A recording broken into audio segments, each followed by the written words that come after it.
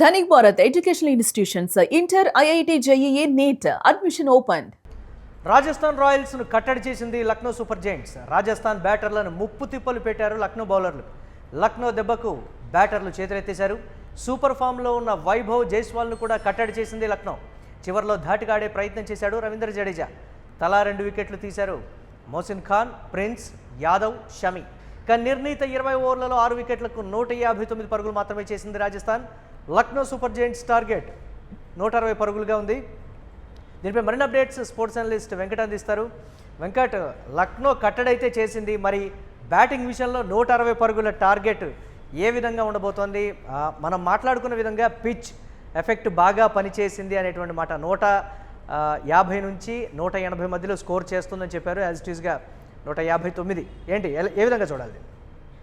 ఖచ్చితంగా మన ఇద్దరు అనుకుంటాం, మధ్యాహ్నం మాట్లాడుకున్నాం దీని గురించి. అసలు నాకంటే ఆ పిచ్ కండిషన్ అది ఒక గోస్ట్ పిచ్ అని చెప్పినట్టున్నాను.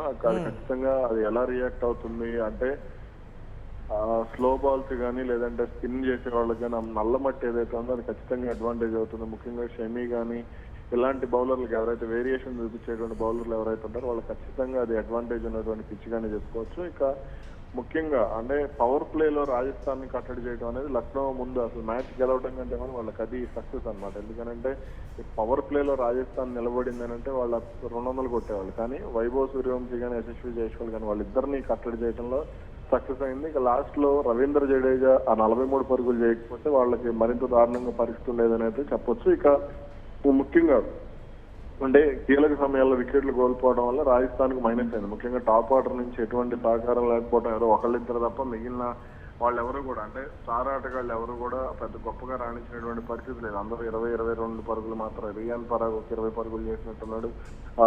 అతను వెస్టిండీస్ ప్లేయర్ షిమ్రాన్ హిట్మైర్ ఒక 20 పరుగులు చేసినట్టున్నాడు. అది తప్ప మిగిలిన ఇన్నింగ్స్ ఏది కూడా అంత గొప్పగా ఎవరిది అనిపించలేదు. ఎస్, అంటే దీనికి సంబంధించి మనం చూస్తుంటే ఐపీఎల్లో కీలక దశకు వచ్చేటప్పటికి ఫస్ట్లో బాగా ఆడిన టీంలన్నీ కూడా ఆట తీరును మెరుగుపరచుకోవడం అంటారా, లేకపోతే చేతులు ఎత్తేయడం అంటారా, పేలవమైనటువంటి ఆట తీరును ప్రదర్శించడం అంటారు? ఏంటి ఈ వేని ఎలా చూడాలంటే? మీరు ఈ మ్యాచ్ లో ఒకటి గమనించారో లేదో, రాజస్థాన్ రాయల్స్ కి సంబంధించి వైభవ్ సూర్యవంశీది లోయెస్ట్ స్ట్రైక్ రేట్, అతని కెరీర్ లోనే లోయెస్ట్ అనుకుంటాను. కనీసం 10 బాల్ ఆడితే. అలాగే 3 6లు రాజస్థాన్ రాయల్స్ కి లాస్ట్ సీజన్ లో కానీ ఈ సీజన్ లో కానీ వాళ్ళు అతి తక్కువ 6లు కొట్టింది ఈ మ్యాచ్ లోనే. కేవలం 3 6లు వాళ్ళు కొట్టింది ఈ మ్యాచ్ లో. అండ్ లక్నో బౌలర్ల గురించి మనం గతంలో కూడా మాట్లాడుకున్నాం. వాళ్ళని అంత వాడేటువంటి విధానం కానీ అదంతా కూడా చాలా వరకు మంచి రిజల్ట్ ఇస్తుంది. ఈ రోజు కూడా అదే ప్లాన్ తో రాజస్థాన్ రాయల్స్ కి ఇంకొక మైనస్ ఏంటంటే వీళ్ళు ఫస్ట్ లో స్టార్టింగ్ మొత్తం కూడా మంచి విజయాలు సాధిస్తూ ఉంటారు. 4-5 మ్యాచ్లు బాగా ఆడతారు. తర్వాత నుంచి కూడా మరి ఎందుకు డల్ అయిపోతారో తెలియదు, కానీ తర్వాత నుంచి కూడా ప్రతి మ్యాచ్ కూడా అట్లానే ఉంటుంది. ఇప్పుడు వరుసగా 2 మ్యాచ్లు ఓడిపోయినట్టున్నారు. ఈ మ్యాచ్ కూడా దాదాపుగా పంజాబ్, ఆర్సీబీ తప్ప మిగతా అన్ని టీమ్స్ కూడా ఎందుకు తడబడుతున్నాయనేటువంటి ఒక క్వశ్చన్ కూడా ఉంది కదా వెంకట్, దాన్ని ఎలా చూడాలంట? అవును, వీళ్ళందరూ అంటే ముంబై కానీ సిఎస్కే కానీ లేదంటే టాప్ టీమ్స్ అన్ని, అలాగే ముందు ఇట్లా రాజస్థాన్ కానీ ఇట్లా కొన్ని కీలక టీమ్స్ అన్ని కూడా అంటే వీళ్ళు ఒక ప్రణాళికతో దిగుతున్నారు, కానీ ఆ ప్రణాళికను కంటిన్యూ చేసే విషయంలో ఫెయిల్ అవుతున్నారు. వాళ్ళు ఆర్సీబీ కానీ వాళ్ళు కానీ ముఖ్యంగా వీళ్ళకి సంబంధించి బెంచ్ స్ట్రెంత్ అనేది ఎక్కువగా ఉంది వీళ్ళకి. రాజస్థాన్ ఆర్సీబీ కానీ పంజాబ్ కానీ మిగిలిన టీమ్స్ బెంచ్ స్ట్రెంత్ విషయంలో అంత వర్కౌట్ చేయలే. ఒక ఎస్ఆర్హెచ్ బౌలింగ్ విషయంలో కొంత చేసింది, అది హింగే కానీ లేదంటే అతను మధుశంకర్ కానీ ఇట్లా కొంతమంది బౌలర్లు. ఇక మిగిలిన టీమ్స్ ఏమీ కూడా చేయలేకపోతున్నాయి. అదే వాళ్ళకి మైనస్ అవుతుంది. లక్నోని ఆర్ఆర్ కట్టడి చేస్తుందా? అదే పిచ్ మీద ఏ విధంగా ఆడుతుంది అనేటువంటి మాట. లక్నో బ్యాటింగ్ లో 160 పరుగుల టార్గెట్. 160 పరుగులు చేయొచ్చు అనుకుంటున్నాను నేను చేసింగ్ అయితే. కాకపోతే వీళ్ళు పవర్ ప్లేలో ఎక్కడ కూడా అంటే నాకు తెలిసి సందీప్ శర్మగా బ్రిజేష్ శర్మ పవర్ ప్లేలో కనుక బౌలింగ్ రాకపోతే, ఒకవేళ వాళ్ళు ఉన్నారు వాళ్ళిద్దరు ఖచ్చితంగా వాళ్ళిద్దరు కనుక పవర్ ప్లేలో బౌలింగ్ రాకపోతే, సందీప్ శర్మ లేడు ఈ రోజు, ఒకవేళ వస్తే ఇంపాక్ట్ ప్లేయర్ గా రావచ్చేమో. ఒకవేళ వాళ్ళు వస్తే కనుక కంపల్సరీ అది అడ్వాంటేజ్ అయ్యేటువంటి ఛాన్స్ ఉంది రాజస్థాన్ కి సంబంధించి.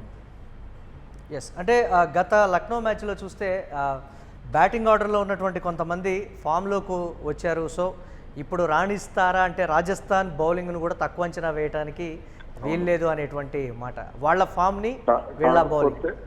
రాజస్థాన్ బౌలింగ్ కి మైనస్ ఏంటి అని అంటే కంపల్సరీ ఒకవేళ సందీప్ శర్మ ఈ రోజు ఉంటే బాగుండేదా, ఇంపాక్ట్ ప్లేయర్ కి మరి వస్తాడేమో చూడాలి. అయితే జోఫ్రా ఆర్చర్ కానీ నాండ్రీ బర్గర్ కానీ వీళ్ళు స్లో బాల్స్ వేస్తే వీళ్ళకి స్లో బాల్స్ అంత గొప్ప టెక్నిక్ ఉండదు. ఓకే. మీరు అబ్జర్వ్ చేస్తే వీళ్ళు ఫాస్ట్ బాల్స్ లోనే వీళ్ళది స్వింగ్ అవుతుంది, అదొక టెక్నిక్ ఉంటుంది. అది కూడా పిచ్ బాగా బౌన్స్ అవ్వాలి. వీళ్ళు కనుక వీళ్ళు ఆశించిన స్థాయిలో రాణించాలి అని అంటే మాత్రం మరి ఫైనల్గా మీ ప్రిడిక్షన్? కంపల్సరీ నా ప్రిడిక్షన్ అయితే లక్నో అనే అనుకుంటున్నా ఈ రోజుకి సంబంధించి. Yes right, thanks for analysis Venkat. ఇక రాజస్థాన్ రాయల్స్ను కట్టడి చేసింది లక్నో సూపర్ జైంట్స్. రాజస్థాన్ బ్యాటర్లను లక్నో బౌలర్లు ముప్పు తిప్పలు పెట్టారు. లక్నో దెబ్బకు బ్యాటర్లు చేతులెత్తేశారు. సూపర్ ఫామ్లో ఉన్న వైభవ్ జైస్వాల్ను కూడా లక్నో కట్టడి చేసింది. చివరిలో ధాటిగా ఆడేటువంటి ప్రయత్నం అయితే రవీంద్ర జడేజా చేశాడు.